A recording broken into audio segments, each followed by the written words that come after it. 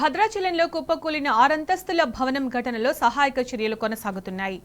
శిథిలాల కింద మరొకరు ఉన్నట్లు అధికారులు అనుమానిస్తున్నారు.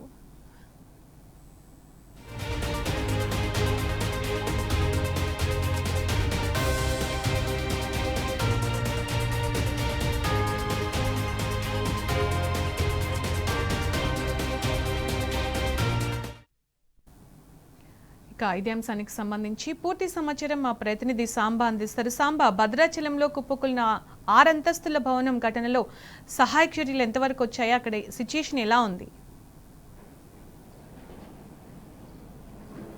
సునీత, భద్రాచలంలో కుప్పకూలిపోయినటువంటి 6 అంతస్తుల బిల్డింగ్ శిథిలాల తొలగింపు ప్రక్రియ ఒక పక్క కొనసాగుతున్నప్పటికీ ఈ ఘటనలో అనేక అంశాలు వెలుగు చూస్తున్నాయి. తవ్వే కొద్దీ నిజాలు బయటకు వస్తున్నాయి. పాపం పాలకులది, శాపం పేదలది అన్నట్టు తయారైంది భద్రాచలంలో ఉన్నటువంటి నిర్మాణాల పరిస్థితి.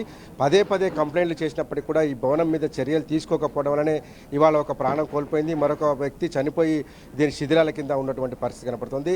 ఇప్పుడు మనకు అందుతున్నటువంటి అప్డేట్ ఏంటంటే మరొక 2 హెల్పర్స్ కూడా దీని కింద ఉన్నారు అని చెప్తున్నారు. అయితే వారి తాలూకా ఎవరు రాలేదు, వచ్చి క్లెయిమ్ చేయలేదు, ఎవరు ఉన్నారనేటువంటి అంశాన్ని చెప్పట్లేదు. కానీ 2 మేస్త్రీలు ఎట్లా పనిచేస్తారు, వాళ్ళకు అనుబంధంగా మరొక 4 ఇక్కడికి హెల్పర్లుగా వచ్చారు. అందులో ఒక 2 మిస్సింగ్ ఉన్నారు, మిగతా 2 ఇంటికి వెళ్ళిపోయారు అనేటువంటి చెప్తా ఉన్నారు. మొత్తంగా ఇంకొక 3 ఉన్నారంటూ లేటెస్ట్గా సమాచారం అవుతుంది. అయితే ఈ బిల్డింగ్ నిర్మాణము గత 2 ఏళ్లుగా జరుగుతున్నటువంటి నేపథ్యంలో అడుగునా కూడా దీంట్లో డీవియేషన్సే కొనసాగుతున్నాయి. మొత్తం 6 అంతస్తులకు సంబంధించినటువంటి స్లాబులు మీకు చూపించేటువంటి ప్రయత్నం చేస్తాను. స్పష్టంగా 4 అంతస్తులకు సంబంధించినటువంటి స్లాబులు మనకు కనపడుతూ ఉన్నాయి.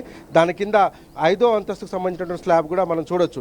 ఈ 5 అంతస్తుల స్లాబ్ను ఒక 30 ఏళ్ల పాత పురాతనమైనటువంటి ఇంటి మీద నిర్మిస్తున్నాడు. ఇది ఇట్లా ఉన్న చోట కుప్ప కూలింది కాబట్టి ఆస్తి నష్టం కావచ్చు, ప్రాణ నష్టం కావచ్చు తక్కువ జరిగింది. కానీ ఒకసారి మనం చుట్టూ ఉన్నటువంటిది చూపించేటువంటి ప్రయత్నం చేస్తాను.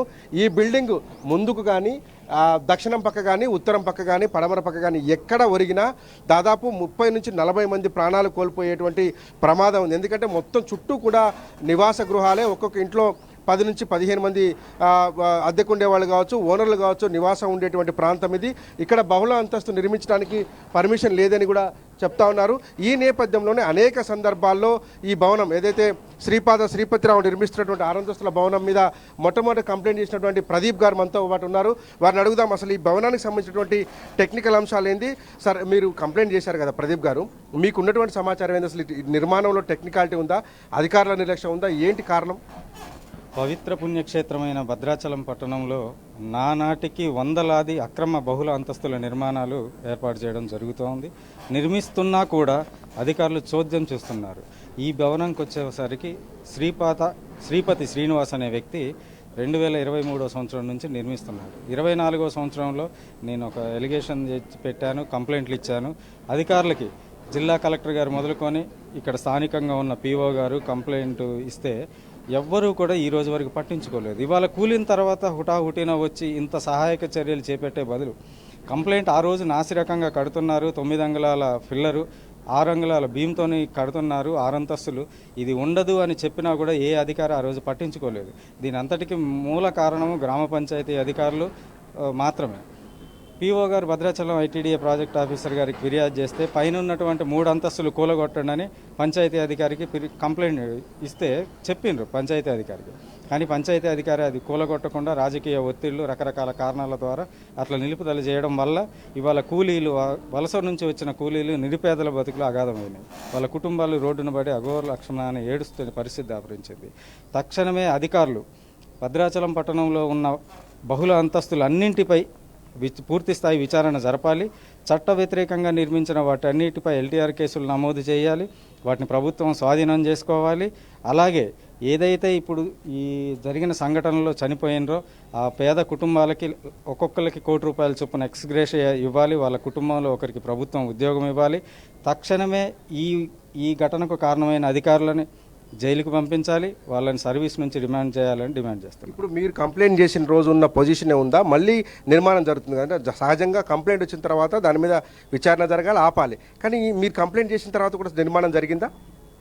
కంప్లైంట్ చేసినప్పుడు పని ఆఫ్ చేశారు. ఆ తర్వాత లోపల వర్క్, ఇంటీరియర్ లోపలికి ఉండే వర్క్లు అవి చేసుకుంటారు.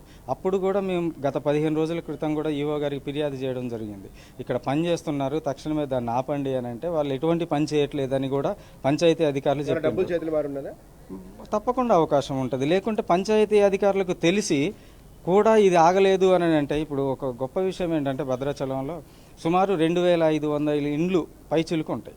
దీంట్లో 200 నుంచి 250 ఇండ్లు బహుళ అంతస్తులు ఉంటాయి వితౌట్ పర్మిషన్తో.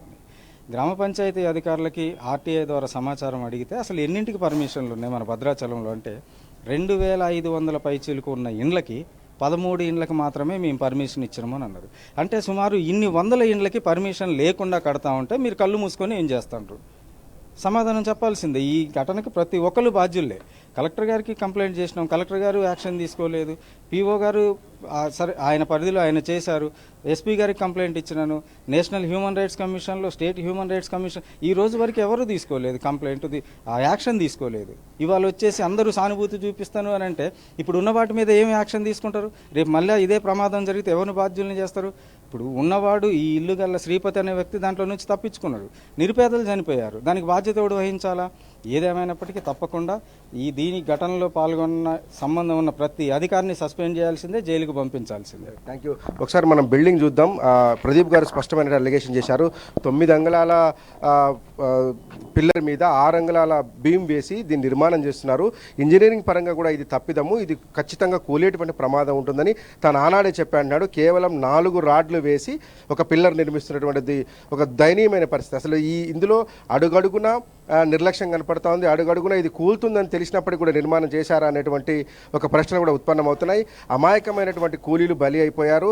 వాళ్ళ జీవితం ఇవాళ అంటే రెక్కాడితేగాని డొక్కాడని కుటుంబాలు బలి అయిపోయినటువంటి పరిస్థితి వస్తుంది. అడుగడుగున అధికారుల నిర్లక్ష్యము, బహుశా పెద్ద ఎత్తున డబ్బులు చేతిలో మారితే తప్ప ఈ రకమైనటువంటి అనుమతులు వచ్చేటువంటి అవకాశం లేదు. పక్కనే ఉన్నటువంటి గుడి కూడా నిర్మించారు.